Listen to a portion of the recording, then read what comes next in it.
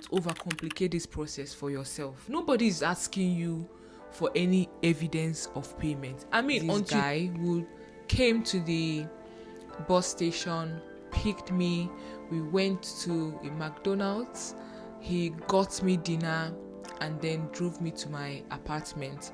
He didn't just drive me there. He said, you don't need IELTS, you don't need to evaluate anything. All you have to do is just submit. Can you focus on me? Baby, can you focus? Hi guys, welcome back to my channel. If you're new here, my name is Chioma, and if you are a returning subscriber, you already know I appreciate you so much. It's because of you that we are filming this video today. We recently hit 2K subscribers, and I decided to ask you guys to ask me questions that you'd want me to answer. Let me just start by saying that you guys, the best way to actually ask me questions and receive an answer is by asking them in the comment sections of my videos. I get notifications for them and I try as much as I can to answer those questions, right? But when you send me an email or when you DM me on Instagram, I mean, most people that, like, I answer a lot of people on Instagram, okay? I mean, if you have a private question that you're not comfortable asking in public, it's definitely okay to DM me. But the thing is that my DM is so full, and it's not all the time that I get to see your DM. I mean, like I always say, I am not a travel agent. I mean, I'm just a girl, but I'm going to answer to the best of my knowledge. So the best way, again, is to send it in my comment section, because I might never see your DM. I might never even. I remember before I even started all this process, there was this YouTuber that I DM'd on Instagram, and up to date, he has not even seen my DM. So it happens, right? So the first question that I have here says, there are a few healthcare related jobs that has bots in Canada. Is it advisable to apply for a PR first, then apply to write the exams when you are already in Canada, or apply for the exams and then come to Canada on work visa? What would be your advice? Honestly, to be honest with you, I don't really know what you mean by bots in Canada, something like that. But I'm just going to say that there are so many healthcare jobs that you can apply that does not require you having a license. This is especially for those of us IMGs that need to write exams before you are able to practice in your field. There are other jobs that you can apply to that need you, that want IMGs to apply, right? I made a whole video listing out all these jobs. Please check my channel, and I'm going to have it linked below so that you can see those jobs and apply. Now, for applying for a job and then coming on work visa, I really do not know, because that is not my situation. I didn't do that. I applied for PR first, and now I am preparing for my exams. So I'm not the person to answer that. Okay. So the next question says, do you plan on taking your MCCQE1? Yes, I do. How did you get your first job? Did you apply while you were in Nigeria before coming to Canada? Is your job health related? Beautiful question, by the way. I love that. But I answered this in details in that video that I just made reference to. So again, be sure to watch that video. I answered the kind of job that I got. I answered started applying while I was in Nigeria. I answered like this question already, so just watch the video, okay? This one says, how do you become part of a Nigerian community in Canada? This is a very good question, because you have to be very intentional about making friendship, about making friends as an adult, right? Especially when you are coming to Canada as a PR. Like, I feel it's easier for students, because for like international students, because you are coming into an organized setting. Like, they are already bringing a group of people into your life one way or the other. Like you go to classes, you go to lectures. I was able to spot this because I was once an international student, but I realized, I compared my life then and my life now, and I realized that it was easier for me to make friends then because we were all just dropped in one class. You have somebody sitting close to you, and I mean, you have to start classes in your first week in the country, so you have people that also just arrived, right? So it was much easier to bond with someone or to meet someone. But when you come here as a PR, you are literally on your own, especially if you're like me and you don't have a friend or you don't have any family here.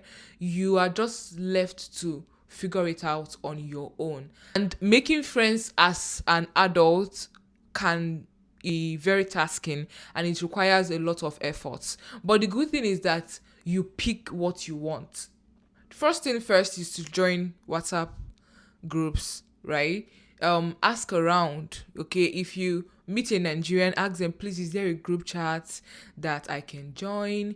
Another thing is to also go for events. I talked about this a little bit on one of my vlogs, especially during summer.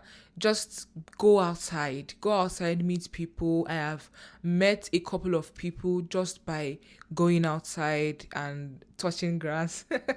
So just go outside. There are a lot of people that are also actively looking for someone to make friends, to be friends with. So by going outside, attending events, if you're on Instagram and you see events, sign up and also like follow people. Another thing is by church, like finding a church and attending a church. Lucky for me, my church has a campus in like a couple of cities here in Ontario, and thank God we also have a campus here. Was already in touch with my church. I DM'd them on Instagram, told them when I would be landing, and which is also one thing I want to talk about. Like, shout out to my church, man. Like, shout out to my church.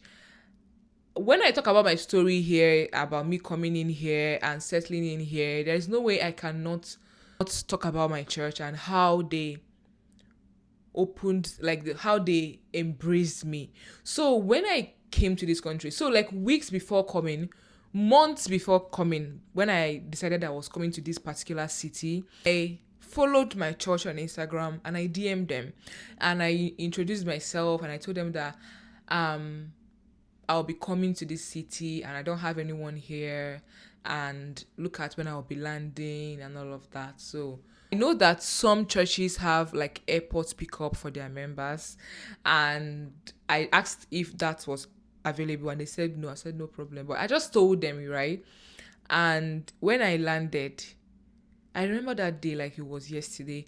When I landed in Toronto around like past 4 p.m. And when I passed through immigration and when collected my bag, that was when I realized that I was alone. Oh my God, my voice just went low.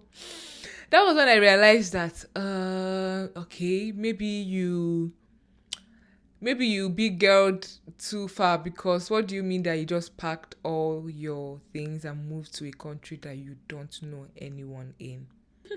But thankfully, one of the members of the church, because I gave them my phone number, I told them when I would be coming in and all of that. So they had chatted me up on WhatsApp, so I have the lady's number.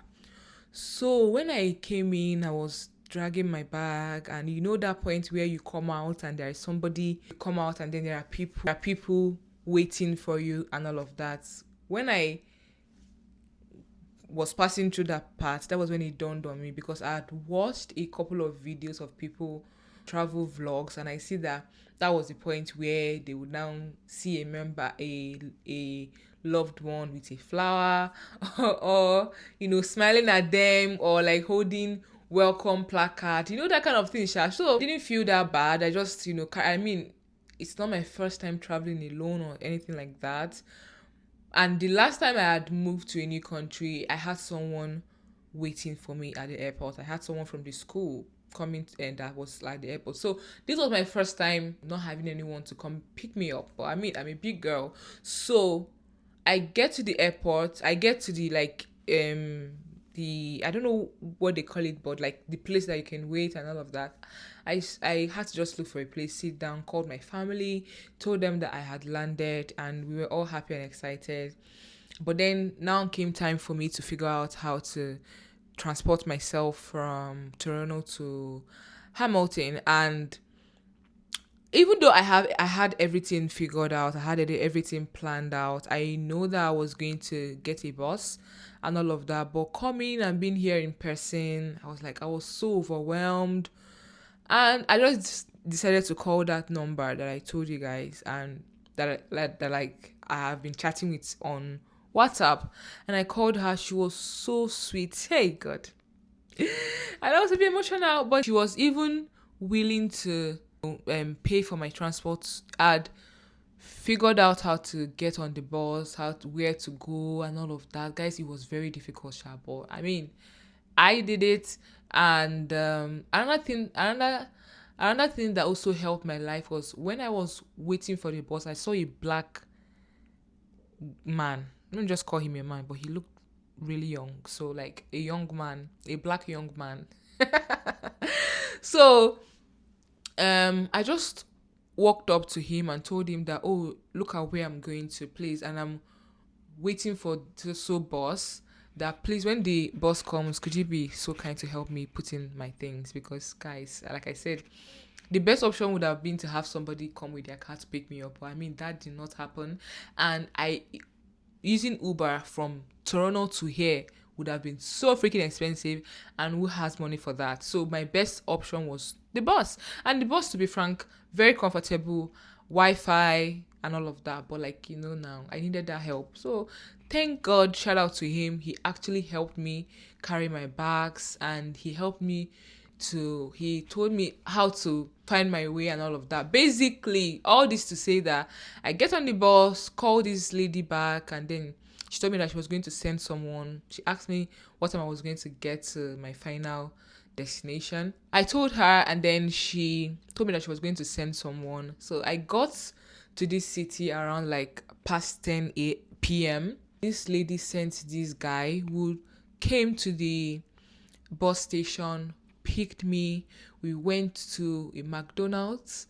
He got me dinner and then drove me to my apartment. He didn't just drive me there. He carried my things upstairs. He took my things into my room. Like, I think I digressed and I just told the story about how I landed. But yeah, this other person said, hello, I would like to know how you were able to get a job as a doctor in Canada. Do you have to do the MCCQE one before getting a job? So guys, I am not working as a doctor yet. I've gotten a lot of questions, in my DMs, in my comment section about this. I am currently not a licensed doctor in Canada. I'm not working. I'm not practicing yet. I am still preparing for my exams. So the job that I do right now is not a doctor job. So someone also asks, please, what is a pass score for CRS? So there is no such thing as a pass score, honestly. What a high CRS does for you is that it makes the chances of you getting an ITA higher. But honestly, there is no such a score. There's no score like pass score. You just have your CRS. It can be very low, it can be high, it can be average, but there is no such thing as a pass score. Right? You just have to, if your score is low, work towards boosting it. If your score is okay, then pray and hope to God that you're going to get invited. If your score is high, just relax and know that in the next draw, you would most likely get an ITA. I made a video about how you can boost your CRS score. I'm going to have it linked up here or here so that you can watch it and work on how to maximize your time and be intentional about the whole journey. Hello, is housemanship counted as a work experience?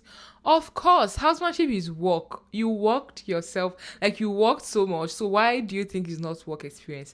Yes, housemanship is indeed a 1 year work experience. So is your NYSC. NYSC, I've also had people ask me if NYSC counts as a work experience. Yes, baby girl, baby boy, you worked, so it's a work experience.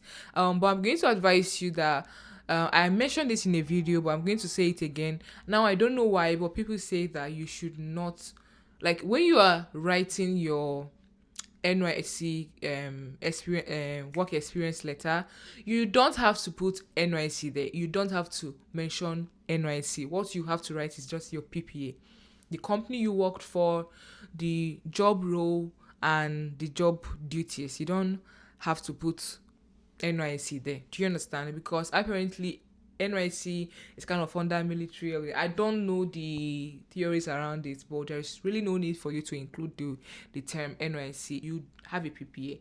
That PPA is what they want to see. Someone says, in case you had a part-time role and then moved up to a full-time role, how do you put this?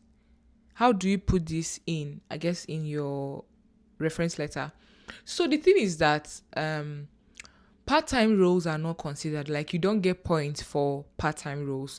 The job that you're going to claim points for has to be a full-time role, and I think a full-time role is like a minimum of 35 hours per week.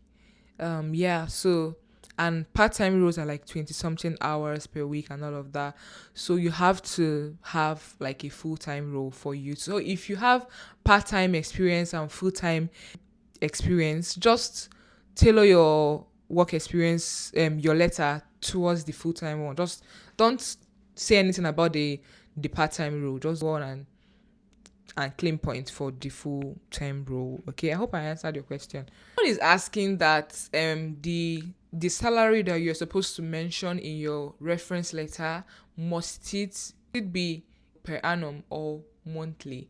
And even though you are required to write what you earn per annum, there is actually an exception. So if you do not stay on that job for up to 1 year, you can actually go ahead and write what you earned monthly, right? I had that experience where one of the current place that I was at that time, I had just been there for like 4 months, and I wrote what I was earning monthly. So when you've stayed in a job for up to a year, then write your annual salary. But then if you've just been there for like a couple of months, you can just write monthly salary. They would understand.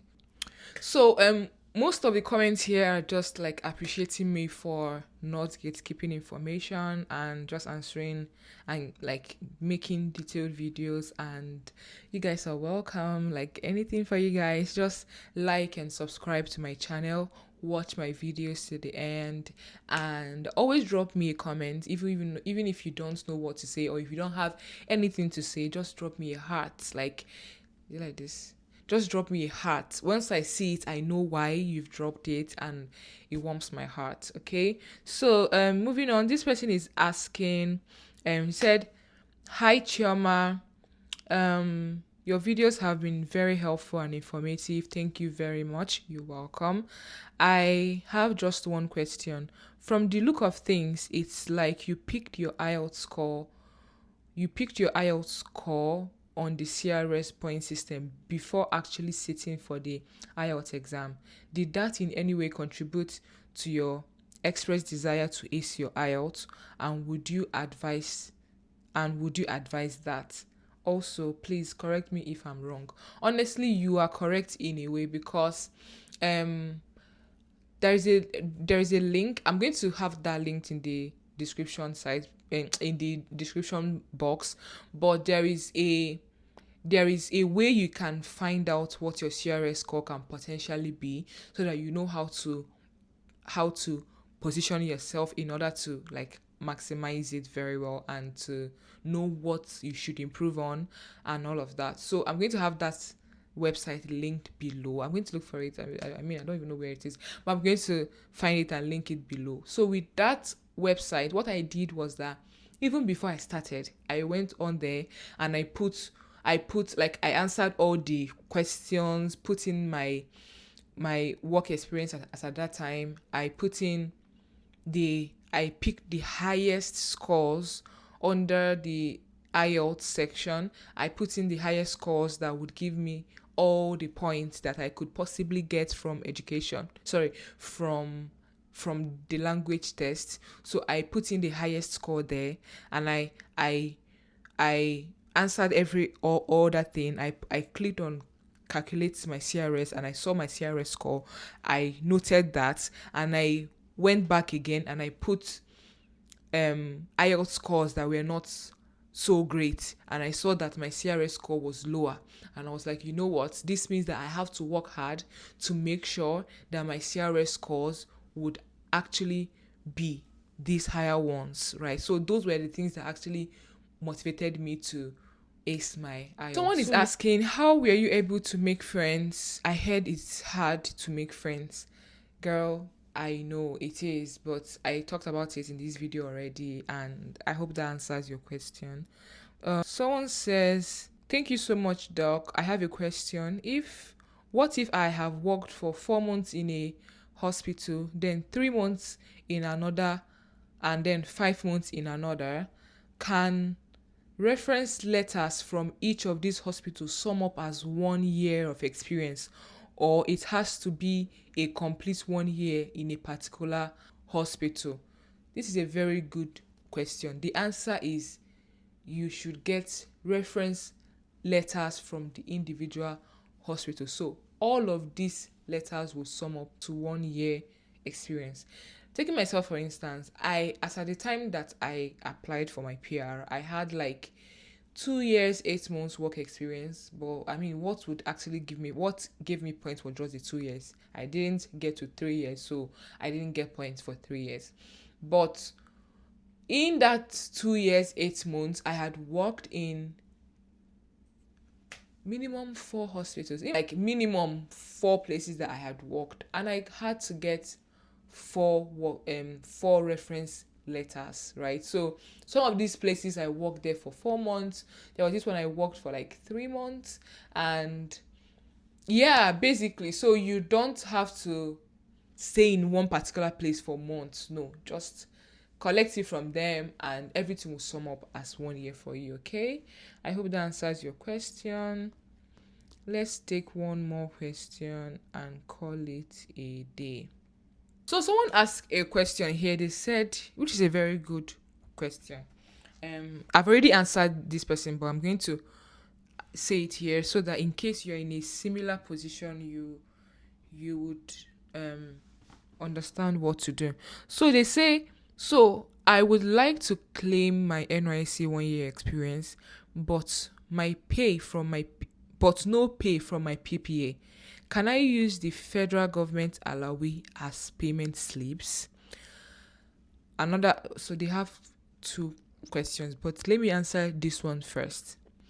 Yes, use your allowee, okay, times what you get in a month by 12, and write it there as your annual salary. They don't care how they're not there to judge you or to look at. Just tell them how much you earned in a year. Okay, for doctors or for those of us that had a lot of like other sources paying us. So for instance, if your PPA paid you and you got allowee, what you do is add what you earned in a month. That's your PPA stipend plus your allowee times 12, right? Then if you are a doctor and the PPA gave you stipend, the state paid you and you got allowee like me, what you should do is allowee plus your PPA stipend plus allowee, right? That's what you should do. So you don't have to break them down. Just tell them what you get. And then he said, can I use federal allowee as payments? But I've been getting a lot of questions about payslip. Like, don't overcomplicate this process for yourself. Nobody is asking you for any evidence of payment. I mean, until they ask you, you can provide them and keep. But for me, writing how much you earned in a year, that is enough. You don't have to now include pay slip. Nobody is asking you for that. When you get invitation to apply, and you see the list of documents that they are requiring from you, you will most likely not see a pay slip there. Personally, I have not seen anyone that they requested pay slip for. I did not submit any pay slip, right? But again, if you really want to, it's up to you, right? But the thing I would say is that I heard that they kind of ask that for maybe UK applicants, like people that applying from the UK. I don't know. But you don't have to overcomplicate things for yourself. You don't need all those that. Just calculate all these things, write them in your reference letter, and you're good to go. Okay, so I just had to say that because I've gotten a lot of questions from people asking me if they should include pay slips or when to include pay slips. Guys, you don't have any need for that. If they ask you, then go ahead. But they didn't ask me for that. The second question says, if I want to claim experience that was paid in cash, how do I go about it? Will just stating it in the reference letter that the payment was made in cash be sufficient, or what further documents will I need to back it up? I think I've already answered this. You don't need to state the means of payment in your reference letter. Just write and the annual salary this. You don't need any other. You don't have to say they transferred it to me or they wrote check or it was cash. You get the gist, right? You don't have to. Let me answer one more. I've said this before, but like I really want to cover at least I want to be able to. Okay, let me just pick a question randomly. I'm just swiping. Yeah. Someone said, hi, do you recommend a single person with a fiancé or fiancé? I don't know how they pronounce those, but like fiancé or fiancé, I guess, to get married first before applying, especially if they want to start applying now, but would love their fiancé to join them after marriage? Or can he or she apply first and get married after getting to Canada?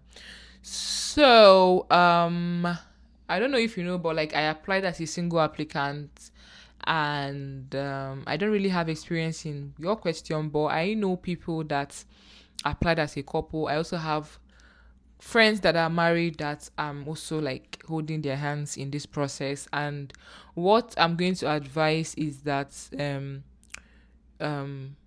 you can like create an express entry profile now. Get into the pool, get an ITA first. When you get invited, you can now get married. Okay, that is how most people. Because I've watched videos of people that did it that way. You get married after you've gotten your ITA.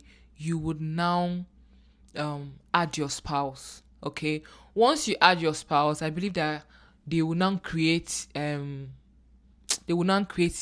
own profile or his or her profile.